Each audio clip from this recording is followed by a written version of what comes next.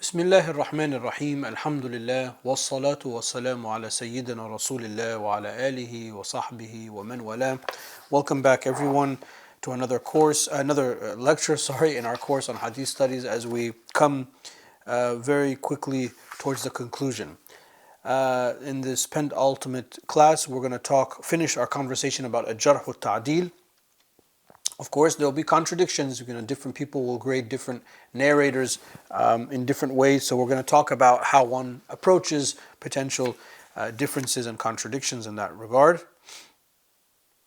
And then we're going to talk about some of the things that have been said about the great Imam. So there isn't anyone, I can't remember who the quote is attributed to at the moment, but there isn't anybody from the great Imams except someone has spoken about them from the point of view of the Jarh and the Ta'dil. So sometimes that can cause confusion for people, so there's a section to deal with that. And there are some very important quotes from that, and the author does a great job of lifting those quotes. And then moving from that, we're going to go to the second topic that we're going to talk about, but unfortunately we won't complete in this lecture, we'll complete in the next lecture, which is how you receive an ijazah in hadith. So what is the process for a student going to a sheikh of hadith, hearing from the sheikh, or reciting to the sheikh, or writing, or the different ways that the information or the hadith has been passed on from person to person. Of course, this is a historic conversation. In other words, we want to know how it was done in the past with the Salaf when the books of hadith were being codified. However, it is also something of the present. This is still the same way when we meet teachers that we hear from them or we read to them. So he's going to give us different ways that ijazahs have been passed on, the condition for the person receiving the ijazah, the age and bulugh and Islam versus non-Islam, a mubtada versus a non-mubtada, so on and so forth. And then the different wordings, sama'tu, qara'tu, haddathani, akhbarani, the different words that you use to indicate that you have received from your teachers. And I think we're going to do the first four. I'll try my best to do the first four and stop before the fifth way. And then khalas, and then tomorrow's lecture will be the concluding one for this book. So inshallah we'll pick up the discussion right away in the next clip bi'idhnillahi ta'ala. So we'll begin the way we normally begin. Bismillah. قال المصنف رحمه الله ونفعنا بعلومه في الدارين آمين. For those following along with the PDF or a book, or on the very top of page 186. Contradictions between Jarh and Ta'dil. If for a certain narrator there is both detailed criticism and testimony to his integrity, a jarh is the criticism, a ta'dil is a testimony to the opposite, is to establish the person's integrity. If there's a conflicting detail between criticism and testimony to his integrity, the negative criticism takes precedence over the positive testimony, even if those who testify to his integrity are greater in number. As Suyuti said, this is the more correct position, according to the scholars of jurisprudence and legal theory. Al-Khatib cites this as being the position of the majority of the ulama, because the one who was critical of him had additional information, which the one who regarded him as having integrity did not possess, and because he affirms the person who regarded him as having integrity with respect to what he informed him about the external state of the narrator, unless he informs them about an inner state that was hidden from him. I'll comment just momentarily. The jurists have stipulated the above unless the person who regards the narrator as having integrity says, I know the reason the critic believed him to be unacceptable, but he repented from this, in which case the testimony of his integrity takes precedence over the negative criticism. It is also said that if there is a greater number of positive testimonies, then the testimony of his integrity is accepted. So somebody says this narrator has integrity, the other person says no, he's not. This person that says no, he's not, is going to say that for a specific reason. That specific reason that's what Suyuti is saying, will take precedence over the general, he's reliable. But if the reliable says, no, I know why he was criticized by Fulan, it's because he used to be a mujassima, he used to be an anthropomorphist, but he made tawbah from that. So then that one becomes even more specific. So it's not about the criticism, it's not about we take the negative over the positive, it's about what stance provides us the most detailed about the narrator. That's the principle behind the issue.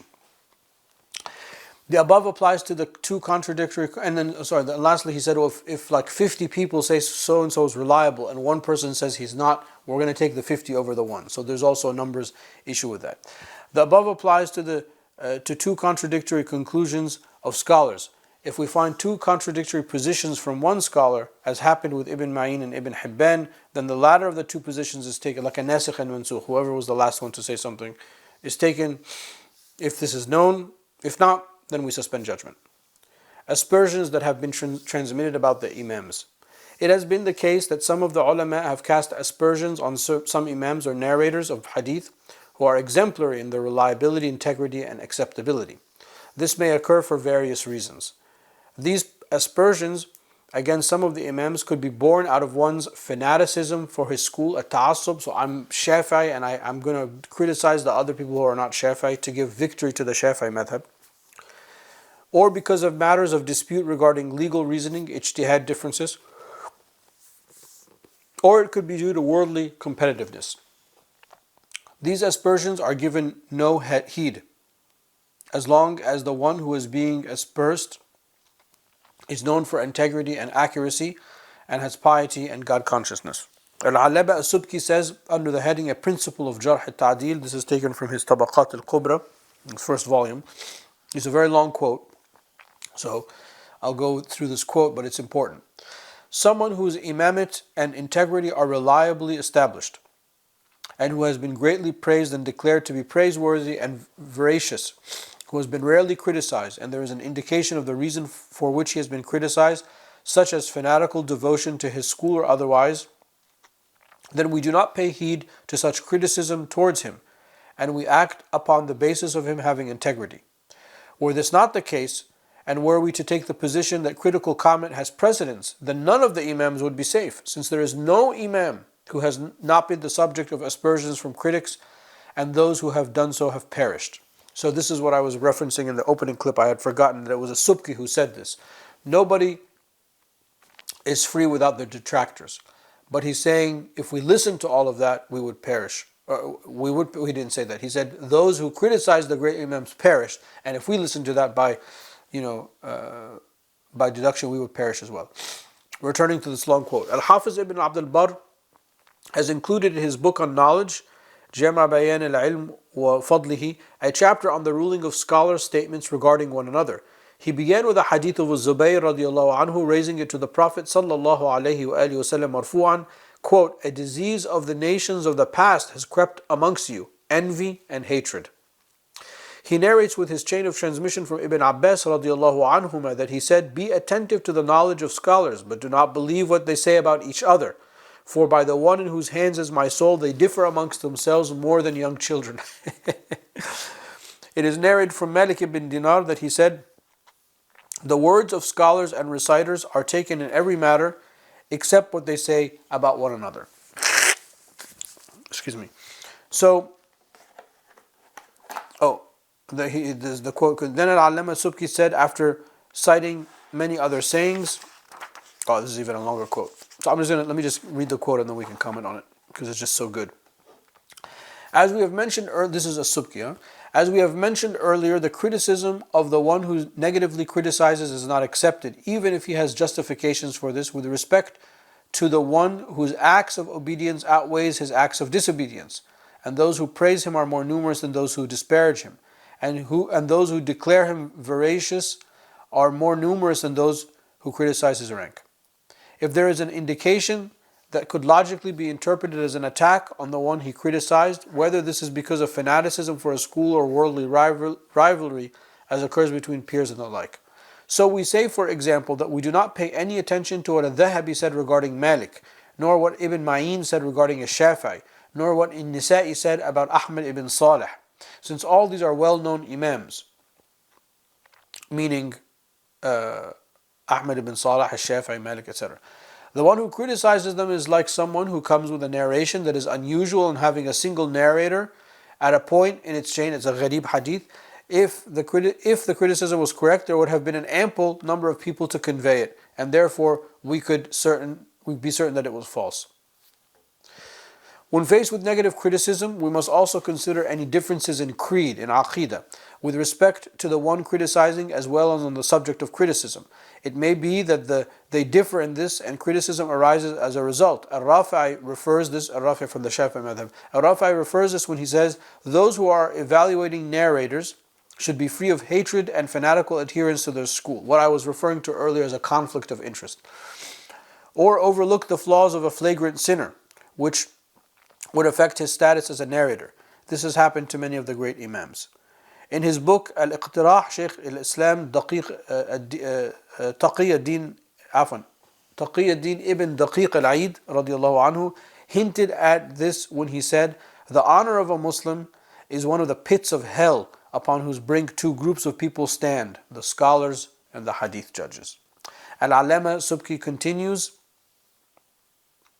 an example of what we have mentioned previously was people saying that Al-Bukhari, saying of Al-Bukhari that Abu Zur'a and Abu Hatim abandoned him due to the issues of the utterance, how he would recite the hadith. May Allah Ta'ala save the Muslims. Is it conceivable for anyone to say Al-Bukhari is abandoned whilst he is the standard bearer of the science and the foremost of Ahlul Sunnah wal Jama'ah? As-Subki continues, similarly, some anthropomorphists, Mujassima, said regarding Abu Hatim ibn Hibban, we drove him out of Sijistan because he denied that Allah Ta'ala has limits. Who is more deserving of being driven out? The one who imposes limits upon his Lord, or the one who declares his Lord transcendent upon physical form? There are many such examples. And then finally, the last part of the quote from As-Subki, our teacher Al-Dhahabi, may Allah Ta'ala have mercy on him, is of this type. He is a person of knowledge and religiosity, yet he attacked Ahlul Sunnah wal Jama'ah excessively. Therefore, it is not permissible to rely on him with regard to those who he cast aspersions upon, who opposed his school.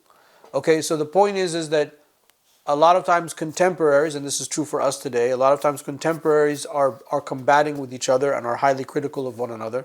So the criticism has to be put in the balance of scholarship. Every aspersion that stems from partisanship for a school or differences in relation to matters of independent reasoning, ijtihad or rivalry, then no consideration is given to any of these. As we have mentioned in the biography of Muhammad ibn al-Muthanna in Tahdhib al-Tahdhib by Ibn al-Hajar, Amr ibn Ali was asked about Muhammad ibn Muthanna and Bundar. He said they are both reliable. Everything they say is to be accepted for them except what they say regarding one another. Al-Lakhnawi said in his commentary, oh, this is a long quote. I have to pick this up in the next clip. I'll see you back shortly. Abu Hanifa as being weak in hadith. Is there anything more despicable than this? Abu Hanifa was a scrupulous master, untainted and God-conscious and fearing of Allah. He was well known for having miraculous marks of honor, karamat. In what way could he have ever been considered weak? Sometimes they say that he was preoccupied with jurisprudence, so he was not an expert in hadith. Look with a fair eye, how ugly is that which they say. Rather, it is more appropriate that hadith be taken from the jurists, since legal rulings are based upon them. So there is no way other than for him to be grounded in it. At other times, they say that he never met the imams of hadith, but that he only took from Hammad radiallahu anhu. This too is false, since he narrates from a great number of imams such as Imam Muhammad al-Baqir, al-A'mash and others. As a matter of fact, Imam Abu Hanifa is a tabi'i because he met 7 of the Sahaba. And given that Hammad was a great vessel of knowledge, taking from him would suffice him from taking from others. Furthermore, this is a sign of his scrupulousness and the perfection of his knowledge and piety, since he did not have many teachers in order not to be overburdened with fulfilling the rites out of fear of falling short. On other occasions, they say that he was a person of analogical deduction, qiyas, and opinion, ra'i, and he did not act upon the hadith, such that Abu Bakr ibn Abi Shayba, may Allah Ta'ala have mercy upon him, included a chapter in his work Al-Musannaf on refuting him, entitling the chapter of refuting Abu Hanifa. Again, this is a result of bigotry. And as a matter of fact, I remember growing up with those statements. Oh, they didn't have hadith, they didn't know the hadith, they were too busy with fiqh and all that kind of nonsense. Then he transmitted in the previously mentioned commentary something astonishingly. This is referring to Al-Lakhnawi. Namely that Abu Hanifa radiallahu anhu said, whatever comes from the Messenger of Allah sallallahu alayhi wa sallam, I submit to, and whatever comes from the companions I will not abandon. And he did not render specific, takhsis, something that is meant in a general sense in the Quran, using analogical deduction or using a singular report. He did not act upon masalih al-mursala, and he accepted the mursal hadith and acted upon them, opposing a Shafi'i therein. And the Shafi'i did not cast aspersions on him for it. Rather, he accepted that from him. May Allah Ta'ala be pleased with them all. And then he said, again, this is like the enormous quote from Al-Lakhnawi, the truth is that all these statements which emanated from them, these detractors against Abu Hanifa, Al-Imam Al-A'zam radiyallahu anhu, the model for mankind was due to bias and fanaticism. They do not warrant any attention. The light of Allah Ta'ala will not be extinguished due to their mouths. Therefore remember this and remain steadfast. The reason for them falling into this heinous matter is that they had poor understanding under the very literal sense of the words of the hadith without aiming to understanding the inner meanings, let alone the finer points, from which those of mediocre intellects are deprived of. This proficient Imam was assisted by divine assistance, deeply engrossed in the seas of meaning. I'm not commenting a lot because I think these quotes are very self-explanatory. The point is that people's desire to give victory to their school of thought in all walks of life is unfortunately a tremendous bias and darkness that can cause them to go as far as to lie about other people. It is mentioned in the book Al-Rafa' wa Takmil by the Imam and Hadith scholar Abdul Hayy Al-Lakhnawi regarding Abu Hanifa. Imam Ali Al-Madini said, Al-Thawri ibn al-Mubarak, Hamad ibn Zayd, Hisham, Abbad ibn al-Awam, Waqiyah, and Ja'far ibn Aun all narrate from Abu Hanifa radiyallahu anhu ajma'in. He is upright without there being any issues affecting him. Shu'bah held him in the highest esteem. Yahya ibn Ma'id said, our companions are remiss with respect to Abu Hanifa and his colleagues. Someone said to him, did he lie? He said, no. Aspersions that arise from fanaticism regarding differences between schools are not to be heeded and have no bearing in the same way that aspersions that arise from the differences of the prophetic sunnah understanding of movements have no bearing.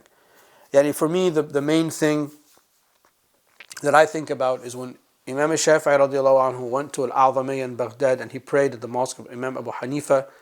It was Fajr prayer. Imam Shafi'i left Dua al-Qunut, which is a rukn in our madhab, out of respect for Imam Abu Hanifa radiallahu anhu, even though he disagreed in some of his methodology. So the high people, the men, the real men, the people of high learning, they are not afraid to confront people of different opinions. And that does not take away from the mutual respect and love that we are meant to have for one another. Okay, moving now into another topic about the ijazah stuff, bearing hadith and relaying them.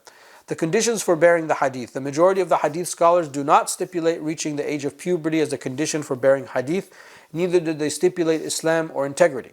So it's very common that people will take their children to the mashayikh to receive the ijazahs. Rather, they consider that the bearing of a child, a flagrant wrongdoer, and a disbeliever to be valid.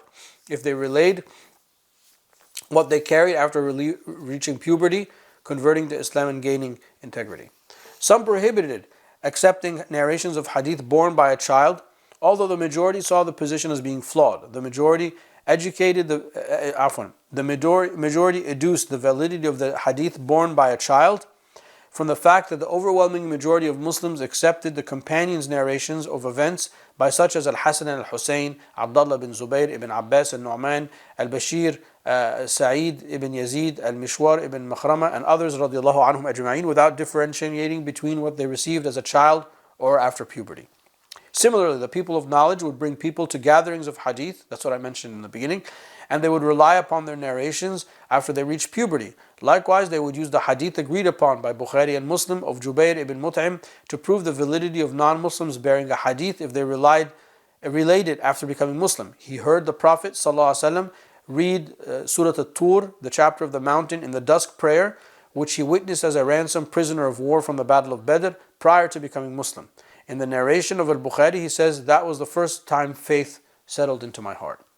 If that which a non-Muslim has carried is accepted, if he narrates what he received after Islam, then what a flagrant wrongdoer has carried should be accepted all the more, if he narrated it after gaining integrity. The age at which receiving a hadith is accepted. Scholars differ regarding the age at which a child is effectively able to receive hadith and his direct audition, as-sama', will be considered sahih. Qadi Iyad rahimahullah said, has transmitted that the people of the science have defined the earliest at which direct hearing can be sahih is 5 years of age. Ibn Salah says, quote, the people of hadith have settled upon this position such that they record that a child of 5 years or above may say that he heard it directly. If he is younger than 5, then he merely attended or was brought to attend. End of quote.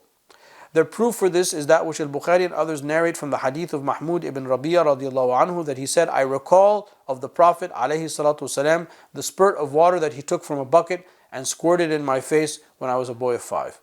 Imam al-Bukhari named the chapter based on this, when the child's direct hearing of hadith is sahih. Some said that it is valid at 4 years of age, and others said at 10 years. And Nawawi and Ibn Salah said, quote, the correct opinion is the age of discernment, tamyiz. If he understands when addressed and replies, then he is at the age of discernment, and his direct hearing of a hadith is sahih, even if this occurs before the age of 5. If he is not able to, then he is not, whether he is 5 or even 50 years of age. End of quote. Al-Qastalani says in Al-Minhaj that what Ibn Salah has chosen is accurate and the proper approach. Ways of transmitting the hadith. The first way, and I think we're going to be able to, hopefully inshallah, do 4. The first way is directly hearing the wording of the teacher by dictating or by direct narration without dictation, each of which is from the memory of the teacher or his book. This is the highest and most exalted form of hadith, receiving hadith. The formulas that are used in this type of narration, whether the person heard directly in this narration, I heard, sami'tu, he informed us, akhbarana, he narrated to us, haddathana, he reported to us, anba'ana, I heard so-and-so, سمعت فلان. So-and-so said to us, قال لنا فلان. Or so on, as is mentioned to us. Or so-and-so mentioned to us, ذكر لنا فلان. They differ as to which of these expressions is superior, as explained in detail in the Taqrib, in its commentary at Tadrib. So, this first kind is that you go to the Shaykh, and then the Shaykh is speaking, and you are hearing the Shaykh speak. Whether the Shaykh is speaking from memory or reading from the book, it doesn't matter. But you're here. That's the highest form, because the Shaykh is going to convey to you to those words, and then you are going to listen and then transmit them. And we'll pick up the next in the next clip, inshallah. Okay, the second way is reading to a teacher. Most of the scholars of hadith call this presenting, al-ard. Given that the reader presents to his teacher that what he reads, in the same way as the student of the Quran presents his reading of the Quran to the teacher. This is regardless of whether the student himself is whether the student himself is reading to the teacher or someone else is reading and he is listening. And regardless of whether the reading is from a book or from memory, of whether the teacher has memorized the material being read to him or not, on the condition that the teacher retains the original material or someone else who is reliable retains it in his presence. Narration based on this method, receiving hadith by reading, is sound without dispute, and it fulfills the previously mentioned conditions based on the opinions of those whose views are considered. This is indicated by the hadith of the Imam Ibn Thalaba and others, radiallahu anhum. The scholars differ as to whether this method is equal to the first method of directly hearing from the words of the teacher, or whether one method is superior to the other. The first opinion is that they are equal, has been transmitted from Malik, his companions and his teachers, from the scholars of Medina, and likewise the majority of the scholars of the Hijaz, Kufa, and from Al-Bukhari and others. Al-Ramah Hurmuzi cites this from Imam Ali alayhi salam and Ibn Abbas radiallahu anhu. The superiority of directly hearing over reading them out is the opinion of the majority of the scholars of the East, and the Nawawi says that this is correct. The superiority of reading the hadith out to directly hearing them is attributed to Abu Hanifa, Ibn Abi Dhib and others, and is a narration from Malik. Regarding the formulas used for this type, the most cautious in narrating it is to say, I read to so-and-so, or it was read to him and I was listening. Thereafter, any expression alluding to hearing but qualified by reading, such as I heard so-and-so read to, and he narrated to us being read to, or he informed us by being read to. There is a difference of opinion regarding the use of he narrated to us or he informed us. Ibn al-Mubarak, Yahya al-Tamimi, al-Nisa'i, Ahmad ibn Hanbal and others forbade it, Some allowed its usage, such as Zuhri, Malik, and Ibn Uyayna, and Al-Bukhari, and the majority of the scholars of the Hijaz and of Kufa, such as Abu Hanifa and the two companions Muhammad and Abu Yusuf, Al-Thawri, and others. A group forbade the use of he narrated to us, but permitted the use he informed us. And Nawawi said that this is the school of Shafi'i, Muslim, and the majority of the scholars of the East, and it became overwhelmingly widespread amongst the people of Hadith. So he narrated to us, according to this opinion, would mean that I heard it from the Shaykh. He informed us, meaning that I read it to the Shaykh, or I heard it being read, or something like that. The third way is being licensed, ijaza, which is, as Allama al-Shumuni said, permission to narrate by word or in writing, and customarily denotes informing summarily, meaning it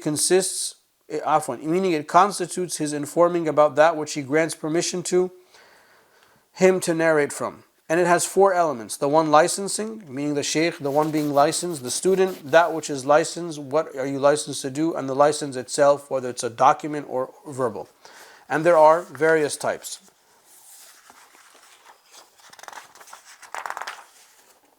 Number one, licensing someone specific for something. So I'm going to go a little bit faster and not read word for word, just so we can get the whole thing within the 10-minute time frame. The first one is licensing someone specific for something specific. I give you ijaza in Bukhari. So you are specific and the ijaza is specific. Number two, licensing someone specific for something unspecific. I give you ijaza for all which I have ijaza for. So you are specific and I gave you ijaza for everything I have. Licensing someone unspecified using a general expression. I give ijaza to all Muslims alive today, or all the Muslims in the mosque I give ijaza to. And number four, licensing someone specific in ambiguous books or specific books to someone who is unknown. Like I license you in the book of a sunan, even though you have ijazas to many sunan. Or I license you of what I have heard, but without being specific. Number five, licensing someone who doesn't exist, such as saying, I license my unborn offspring. And the scholars disagree about this one, because that could present a lot of problems. Number six, licensing something that the one licensing did not acquire by directly hearing, for the one licensed to narrate something from him. Qadi Ayad said, I have not seen anyone speak about this, but I have seen some of the later scholars engage in it. Later he endorsed this position that it is forbidden. Imam al-Nawawi says this is correct. Well, if you don't have permission to pass something on, then you can't pass it on. That's the bottom line. And number seven, licensing what the teacher has been licensed with, such as, I license you my license, meaning that which I have been permitted to narrate. Some prohibited this. And Nawawi said, the correct opinion, which is the practice, is that it is permissible. The following experts, Huffaz, were categorical regarding its permissibility: Ad-Daraqutni, Ibn Uqda, Abu Nu'aym, Abu al-Fath, and Nasr al-Maqdisi. Okay, and now I will go back to reading from the text. The fourth way is permission, al-munawala, which is when the teacher gives a book to his students containing the narrations that he has heard directly. There are two types: that which is accompanied by a license and that which is not. The former is when the teacher gives the student his original copy of those things which he heard, or a copy corresponding to it, which has been compared against the original, and says to him, this is what I heard, or these are my narrations from so and so, so you may narrate them from me, or I license you to narrate his narrations from me. Then gives him the book to keep and to make a copy of and to check against his own and then return it. There are various scenarios of this which are expounded upon in the lengthy works. It is below the level of hearing directly or reading to the Shaykh, according to the correct opinion, as is mentioned in the Taqrib and elsewhere. As for simply giving alone without license, it entails giving the book, but it is qualified by the teacher saying, this is what I have heard, or these are some of my hadith, but without saying, so that you can narrate them from me, or I license you to narrate them from me, and the like. And Nawawi said, it is not permitted to narrate this type according to the correct opinion in the jurists and scholars of legal theory. The scholars of hadith also criticizes those who transmitted it. Yani there has to be something that the shaykh says to the student that gives him clear indication that he's passing on this license. Al-Khatib cited from a group of scholars that they viewed it as a valid to narrate using this type. Ibn Salah said, quote, narration of this type by presentation, munawala, without license, is preferred over the teacher merely informing because of the presentation in it, as this contains notification of authorization to narrate. End quote.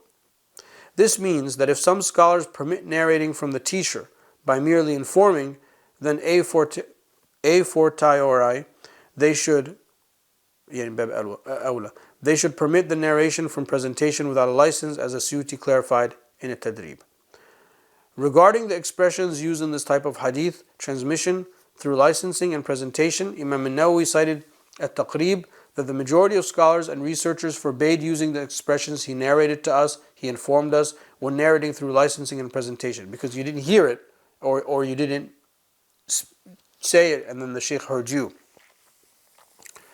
Rather, the appropriate expression which explains the method ought to be used, such as he narrated to us by licensing. Akhbarani ijazatan, for example, or licensing and presentation, or he informed us by licensing, or by licensing and presentation, or by authorization, or in that which he was authorized me for, or in that which is valid for me to narrate, or in that which he licensed me or presented to me, and the like. The point rather of all of this is that the way these words, I heard, or he licensed me, or he gave me, or I was in the presence when somebody said, these are the ways when you read the books of hadith, especially you read the chain of transmissions that are in the first 3, 4, 5 centuries of Islam. This is how the transmission goes, and you'll find interchanging of these words, so you can indicate from that who heard from who was present, who was not present, so on and so forth. So these words are very specific. And the tradition is, as people that are now in the atmosphere of Islamic learning, we speak this way. So if I tell you a story from my shaykh, I will say أخبرني شيخي أو سمعت شيخي يقول. It's sort of the same way that we still talk about. So this becomes a language of the trade, if you will. So don't think that this is not important. It's important and has quite significant consequences, which we'll talk about in the final class, inshallah. Wallahu ta'ala a'la wa a'lam wa sallallahu ala sayyidina wa mawlana Muhammad wa ala alihi wa sahbihi wa sallam. Alhamdulillah, in this penultimate class, we began by concluding our discussion of the jarh and the ta'dil. And we talked about what happens when there is a contradiction between a person who criticizes a narrator and a person who attests to the narrator's uprightness. And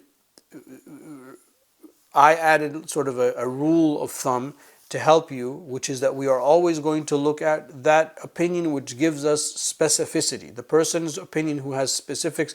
Oh, I know why so-and-so criticized Fulan, it's because of such and such, but that narrator made tawbah. That's very specific. So you're going to go with that over the general. At the same time, there's a numbers game. You're going to go usually with what the majority of the community says, because we are Sunnah wal Jama'ah. So we go with what so if one person criticizes a great narrator, but there are 50 people that attest to that narrator's uprightness, we're going to go with that. Then we talked about why. Why are these type of contradictions? Why do people criticize the narrators? And we read a Subki's lengthy quote, which is like 2-3 pages, that nobody in the history of Islam has not been without criticism.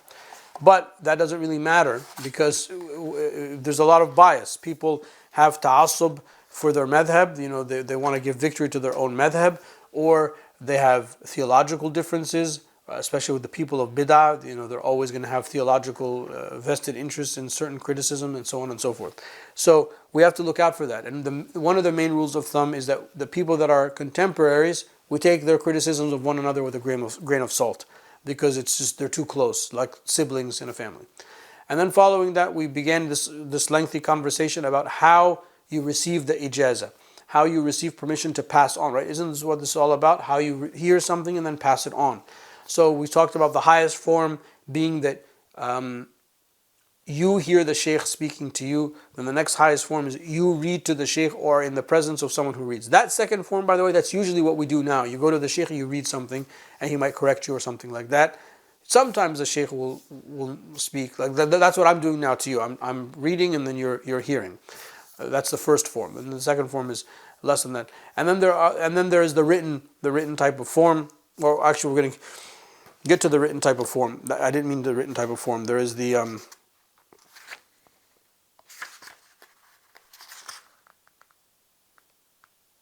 receiving the ijaza, sorry, and then the fourth form is the presenting the munawara, which we ended with.